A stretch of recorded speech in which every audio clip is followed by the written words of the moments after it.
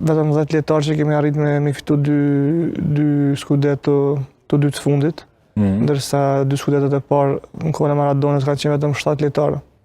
Kështu që në historitë Napolit na veç 17 lojtarë që kemi arrit me fitu nga dy Scudetto.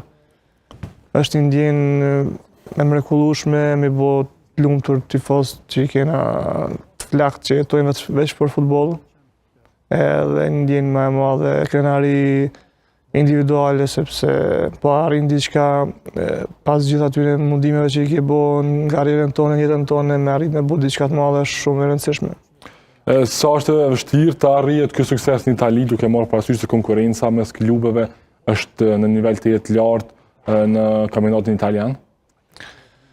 Është pyetje me vend se me fitu Scudetto me Napolin, që është një ekip i jugut Italisë, është me barabart me 10 tituj që mund me fitu Juventus, Inter apo Milan, ekipet e veriut.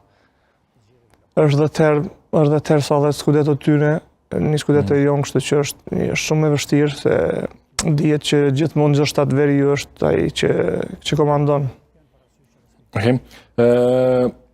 Kush është më meritori për këtë sukses të skuadrës napolitane? Po normalisht është projekti i klubit, presidenti, drejtori sportiv, trajneri, lojtarët janë secili ka të meritën e vet për këtë sukses, i cili nuk ka qenë lehtë. Kemi pa tabelën për një pikë me ndeshjen e fundit dhe kemi vendos me fitu titullin, kështu që këti kanë pas meritat e veta. Okej, ka pas imazhe, po të ndalim edhe pak te festa e titullit kampion. Ke qenë futbollisti vetëm edhe në fotografinë zyrtare të Serie A që e ke mbajt flamurin e shtetit tënd afër vetes në momentin kur e keni ngrit trofeun e lartë. Pse e bëre një gjë të tillë? Cila është arsyeja që të shtyri me bën një gjë? Është një arsye që ka shumë arsye, por njëra prej arsyeve është që do me pa shtetin tem që njihet nëpër botë, se ndodh që shumë na si futbollist udhtojmë shumë vende. Edhe njerëz që nuk shohin futboll të pyesin nga jetë nga Kosova, dhe ata se kanë idenë ku është Kosova.